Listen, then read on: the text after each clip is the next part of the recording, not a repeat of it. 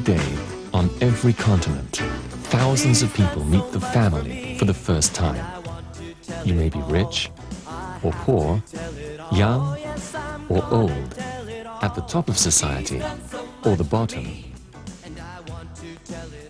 Since our movement began in 1968, our message of hope has reached more than 250 million people around the world, and our members have produced, translated, and personally distributed over 4.3 billion pages of inspirational literature in 61 different languages in nearly 160 countries.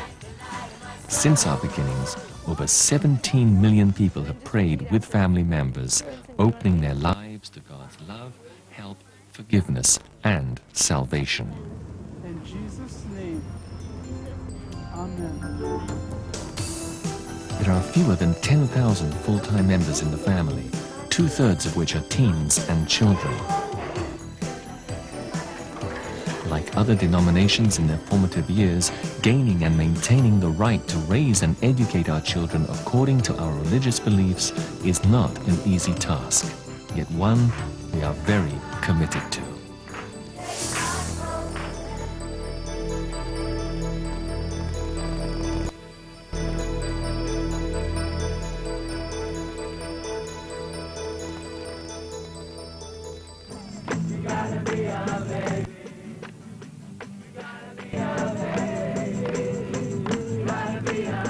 This is the family as it was in its formative years a generation ago. Leaders of the Jesus movement, as it was called at that time.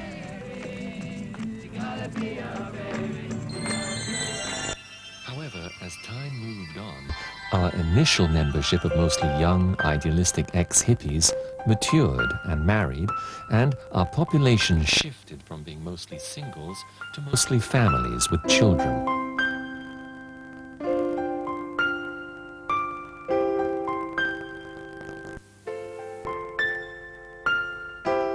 Today, much of our community life, organization, rules, and standards are dedicated to providing our families and their children with excellent living standards, proper care, and with a quality Bible-based education. The education and care of our children is based on the fact that the Bible contains the expressed will and word of God for all mankind. We believe that all truth and purpose for one's life comes from God. Therefore, God and His Word must be placed at the center of a child's life as well as his education. Without basing education on the Bible, there are no true values to pass on to the child. And they have to have standards to live by for the rest of their lives. Just to give an education which is merely head-stuffing is failing them as an individual. We need to work on the character as a whole, not just to fill them with knowledge, but to give them a real love for God and other people, and a real understanding of the values that God has given us. We are deeply and fundamentally opposed to our children being taught as truths ideas which are in direct opposition to our biblical beliefs, which is what they would be taught if they were to attend most public schools. In the United States, the First Amendment was written to prevent the government from interfering with religion. But now they've twisted it around and used the First Amendment to stop all public practice of religion. In 1963, when the Supreme Court ruled against prayer in state schools, that was really the beginning of widespread repression of religion in the United States. And from that point on, any public show of respect for God or prayer or the Bible has just been systematically repressed in every public institution. Children are compelled to attend schools where it's forbidden for them to learn or practice or follow their religious beliefs. Without clear moral guidance, many children fall into crime, violence, drugs, and such moral abandon that today there is a terrible youth crisis happening in America. As Christian parents, we feel it is our moral obligation and our duty to God to direct the religious upbringing and education of our children. Indeed, it is our religious right to do so without harassment and interference from government agencies. So, hold up faith, Canon Rex Davis is a leading expert on religious movements and has followed the progress of the family over the past 20 years. Islamic families, I think, are very strict about wanting to bring their children up within a very clear framework of Islamic culture and Islamic studies and Islamic ways of doing things. Jewish children equally, if you're in a very strict Orthodox Jewish situation. So that any religious movement wishes to have that degree of privatization about their religion is not unusual. In the book Contemporary Jewish Religious Thought, sociologist Janet Aviad explains how Orthodox Jews were forced to form religious communities and depend upon education for their very survival. She said, "Every community seeks to preserve and transmit its fundamental values through education, thereby ensuring its own continuity." Roman Catholics in Australia, the whole Roman Catholic Church in Australia, hugely committed to maintaining a Roman Catholic church school system separate from the state school system, in order that Roman Catholic children were brought up by brothers and sisters, Roman Catholic sisters and brothers, who really controlled the whole educational pattern right up to the time of 16, 18 years of age.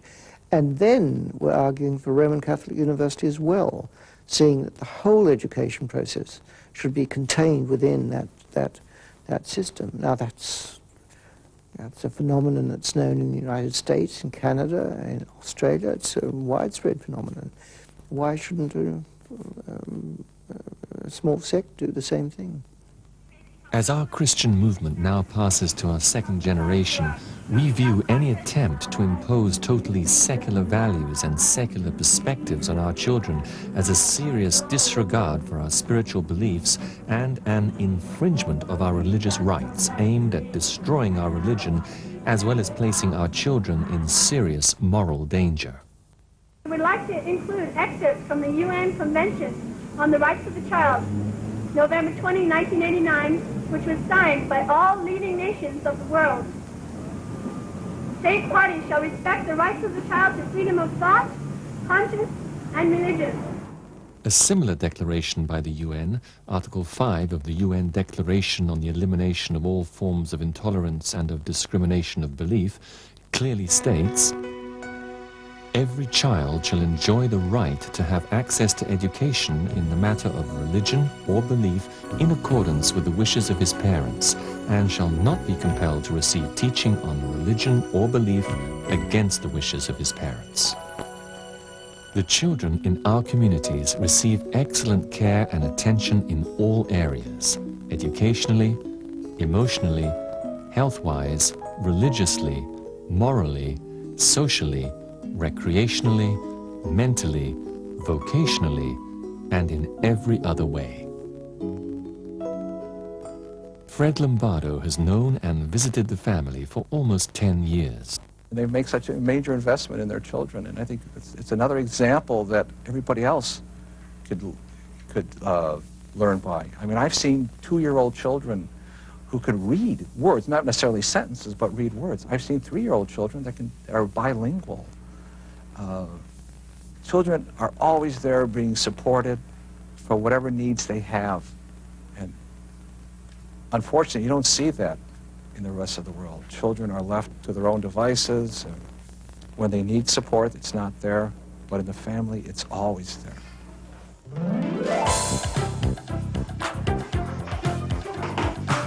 Early education is greatly emphasized in the family, as we realize that young children and even babies have remarkable abilities to learn. Our babies are even taught, though they don't pick up their books and walk to the classroom every morning, but they're taught in our nurseries as early childhood training, with music, with colors. So I think to put it on an age level, we start our education from birth.